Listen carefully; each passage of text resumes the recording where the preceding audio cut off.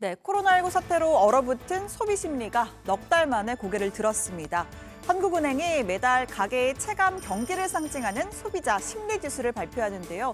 보통 지수가 100을 넘으면 돈 쓰는데 낙관적, 100 미만이면 비관적이란 뜻입니다.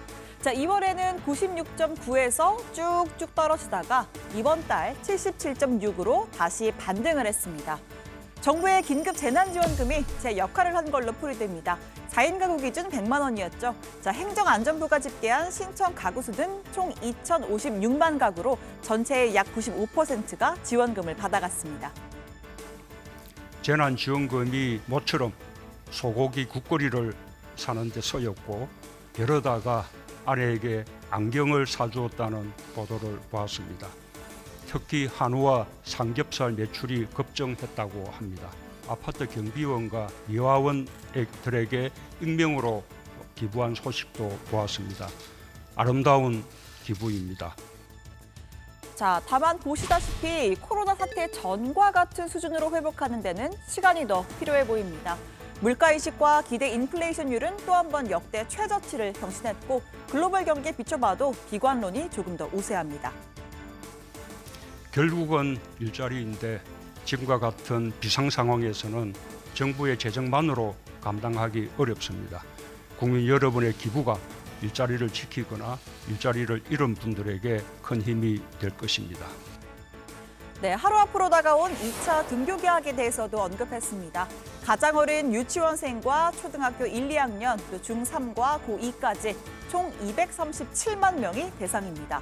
일주일 전에 먼저 개학한 고3이 45만 명이란 걸 감안하면 학교 현장의 긴장감은 훨씬 더 커질 수밖에 없습니다. 문 대통령은 정부 역시 부모님과 같이 무거운 마음이라면서도 이 등교 개학이야말로 생활 방역의 성공 여부를 가늠하는 시금석이 될 것이라 강조했습니다. 교사, 학부모, 학생은 물론 지역사회 모두가 방역의 주체입니다. 모두가 힘을 모아 아이들의 안전을 지켜낼 때 K방역이 또 하나의 세계 표준이 될 수 있을 것입니다. 네, 어제였죠. 이 서울 강서구의 한 미술학원 강사와 이 학원을 다닌 6살 유치원생이 확진 판정을 받았습니다. 다행히 아직까지 추가 확진자는 없지만 아무리 철저히 방역을 한다고 해도 학부모들은 불안할 수밖에 없습니다. 서울시 교육청이 관련 후속 대책을 발표했습니다. 서울시 교육청과 강서 양천 교육지원청 그리고 학교가 협의 결정해서 강서 지역 확진자 및 밀접 접촉자 학생이 있는 유치원 및 초등학교는 등교 일자를 조정하였습니다. 자, 따라서 이 강서구 양천 지역 초등학교는 등교가 다음 주로 연기됐습니다. 앞으로도 이 학교나 인근 지역에서 확진자가 나오면 접촉자 전원 격리 및 검진, 이틀간 학교 폐쇄 및 소독을 실시합니다. 자, 그리고 등교를 할지 원격 수업을 할지도 해당 학교장이 학부모들의 의견 수렴을 거쳐서 재량껏 결정할 수가 있습니다. 자, 그리고 등교 인원도 제한합니다. 고3은 매일 가고 고등학교 1, 2학년은 학년을 단위로 해서 격주로 등교를 해서 전체 학생의 3분의 1을 넘지 않도록 했습니다. 자, 중학교는 1, 2, 3학년 전체 학년이 순환 등교를 권장해서 3분의 1 수준을 유지하고요. 초등학교는 최소 주 1회가 등교를 하는 것을 원칙으로 했습니다. 자, 학교별로 수업 시작일 또 등교 시작일이 달라질 수가 있으니까요. 이 가정통신문을 꼭 꼼꼼히 살펴보셔야겠습니다. 자, 또 중학교는 이번 학기에 중간고사를 보지 않습니다. 이 내신이 입시에 큰 영향을 미치는 고등학교는 시험을 칩니다. 자, 야간 자율학습, 야자는요, 원칙적으로는 금지하되 희망자에 한해서 오후 6시까지 자율학습실을 이용할 수 있습니다. 선생님들이 마치 그 보건소장 역할까지 겸한다, 너무 힘들다 이런 말씀 듣고 저희도 마음 아프게 생각을 하고요. 이제 지원 인력이라든가 이런 걸 통해서 1,000명 이상의 학교는 보건 지원 인력도 이렇게 첨가하는 방식으로 이렇게 한다는 말씀 드리고요.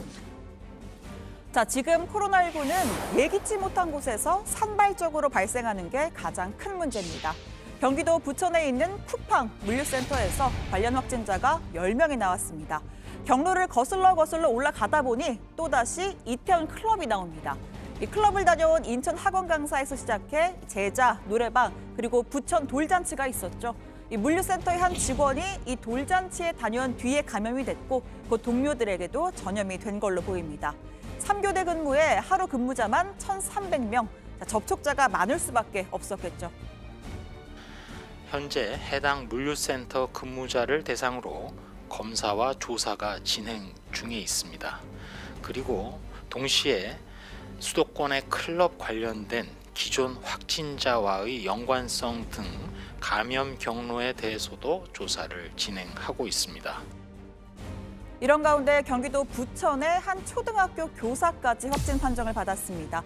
다행히 교사와 학생들과의 접촉은 없었지만 학교는 즉각 휴업 조치에 들어갔습니다. 등교 수업 당연히 중단됐습니다. 부천 돌잔치 관련 감염이 계속 나오는 만큼 연결고리가 있는지를 추적할 걸로 보입니다.